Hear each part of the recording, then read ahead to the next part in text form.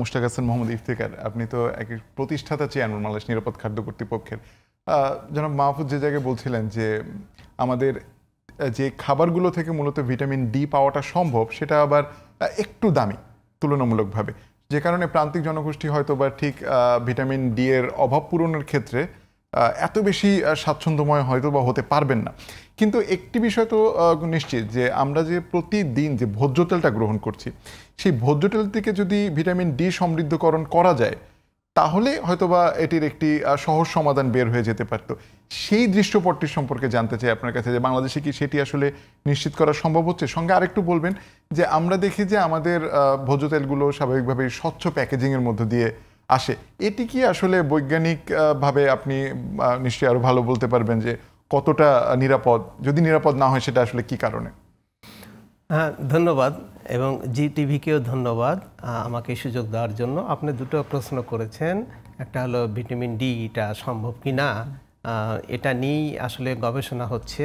আমাদের কাছে অনেক দেশের উদাহরণ আছে যেখানে ভোজ্য তেলে ভিটামিন এ এর সাথে পাশাপাশি ভিটামিন ডিও দেওয়া হয়ে থাকে, এবং এই ভিটামিন এ এবং ডি দুটি হচ্ছে সলুবল, ফ্যাট সলুবল, মানে ভোজ্য তেলের সাথে মিশে যায়। তো এটা দেওয়া হয়েছে, এবং আমাদের দেশে কিছু কিছু কোম্পানি ভিটামিন ডিও দিচ্ছে। তার মানে আমাদের ভিটামিন এর সাথে ভিটামিন ডি দেওয়ার অভিজ্ঞতা আছে, টেকনিক্যাল নো-হাউ আছে, কাজে এটা খুবই সম্ভব। আপনার দ্বিতীয় প্রশ্নটা হচ্ছে যে স্বচ্ছ প্যাকেজিং নিয়ে বলছেন। স্বচ্ছ প্যাকেজিংয়ের ব্যাপারটা দেখুন, আমাদের যে আইন আছে ভোজ্য তেল সমৃদ্ধ ভোজ্য তেল আইন 2013 এবং 2015, বিধিমালা 2015, এই কোথাও কিন্তু এই স্বচ্ছ বা অস্বচ্ছ প্যাকেজিংয়ের কথা বলা নাই। বলা আছে যে ফুড গ্রেড পাত্র হতে হবে, সেটা মেটালিক হতে পারে, সেটা প্লাস্টিক হতে পারে, টিন হতে পারে, এসব বলা আছে। শুধুমাত্র আপনার হচ্ছে যে পাম অয়েল সংক্রান্ত যে বাংলাদেশ স্ট্যান্ডার্ড যেটা আছে, বিডিএস বলি আমরা, সেখানে পাম অয়েলের ক্ষেত্রে বলা আছে যে গাঢ় পাত্রে হতে হবে। আচ্ছা, ওইদিকে বিধিমালায় যেমন বলা আছে যে ফুড গ্রেড হতে হবে, তার সাথে বলা আছে যে জলীয় বাষ্প যেন না যায়, এই ব্যাপার। তো কাজে হচ্ছে যে এখানে স্বচ্ছ অস্বচ্ছতার কথা বলা নাই। স্বচ্ছ এবং অস্বচ্ছর কথাটা আমাদের মাথায় এসেছে প্রায় কয়েক বছর থেকে, 3-4 বছর থেকে। হার্ট ফাউন্ডেশন যখন এই প্রোগ্রামটা তৈরি করে গেইনের সাথে, তখন এটাকে আনা হয়েছে, কারণ ওই সময় আমাদের সাফিসিয়েন্ট ইনফরমেশন ছিল যে কোনো আলো, ইলেকট্রিক্যাল আলো, সূর্যের আলো, ওটা পাস করে স্বচ্ছতাতে, এবং হচ্ছে ওর সাথে রিয়াক্ট করে ধীরে ধীরে ভিটামিন এ কে ডিগ্রেড করে দেয়।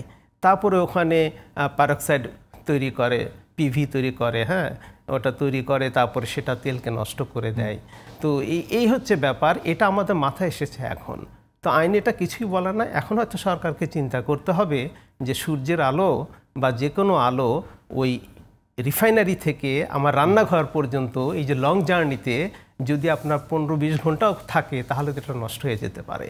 কাজে এটাকে অস্বচ্ছ করা বা ওপাক করার চিন্তা করতে হবে। সেক্ষেত্রে মোহাম্মদ ইফতেখার, একটি বিষয় তো নিশ্চিত যে যিনি বিক্রেতা বা ক্রেতা, তার কাছে তো আসলে তার পণ্যটি যেটি বোতলে আছে কিংবা অন্য কোনো প্যাকেজিংয়ে আছে, তিনি হয়তো বা এটিকে দেখে নিতে চান যে না, এটি আসলে দৃশ্যমানভাবে স্বচ্ছ বা তেলটির গুণগত মান, এক ধরনের ক্রেতার সন্তুষ্টির ব্যাপার। কোনটিকে আসলে গুরুত্ব দেওয়া উচিত? মানে আমি যদি এটিকে যেটাকে বলে অস্বচ্ছ রাখি, যে ভিটামিন ডিটা ঠিক থাকুক বা অন্যান্য ভিটামিন ঠিক থাকুক, সেজন্য সেটি গুরুত্ব দেবে ক্রেতা বিক্রেতা, নাকি এটির প্রচারণার মাধ্যমে আসলে এটিকে গুরুত্ব দেওয়া উচিত যে এটিকে অস্বচ্ছ করলে এর যে গুণগত মান ঠিক থাকবে?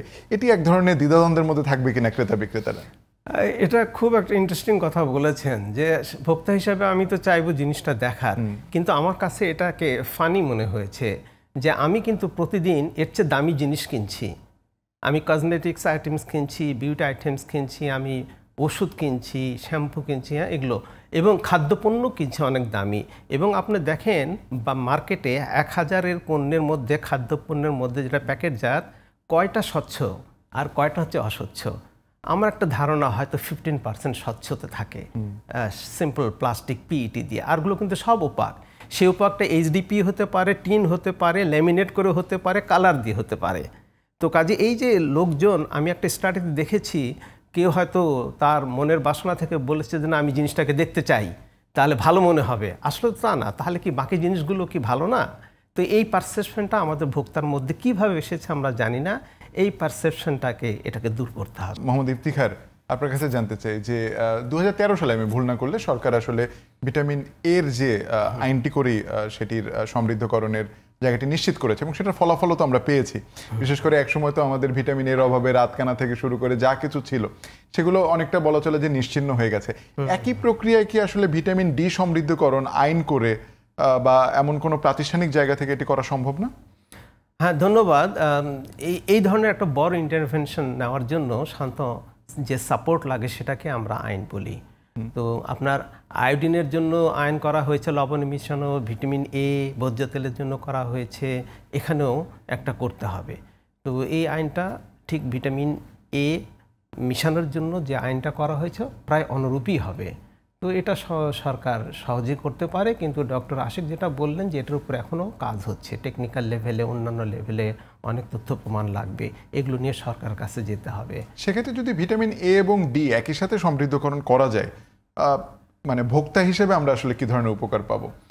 এটা খুব সুন্দর কথা বলেছেন যে এইটা অনেক সময় মনে হতে পারে যে আচ্ছা ভিটামিন এ দেওয়া হচ্ছে আবার ডি, আমি ভোক্তা, আমি তো পাজল হয়ে যাচ্ছি কিনা। এটা পাজল হওয়ার কোনো বিষয় না, কারণ আমরা একটা জিনিস ইন্ট্রোডিউস করার আগে অবশ্যই এটা প্রচার, পাবলিকেশনস অনেক কিছুই লাগে যাতে সকলে জানতে পারে। সুবিধা হলো যে ভিটামিন এ এর সোর্স এখন কমে যাচ্ছে, যার জন্য ওটা মার্কেটটা ভোলাটাইল। ভিটামিন এ এবং ডি এটার সোর্স বেড়ে যাচ্ছে, কারণ এই দুটো একসাথে পাওয়া যায় এবং এটা হচ্ছে সাপ্লাইয়ের বেশি।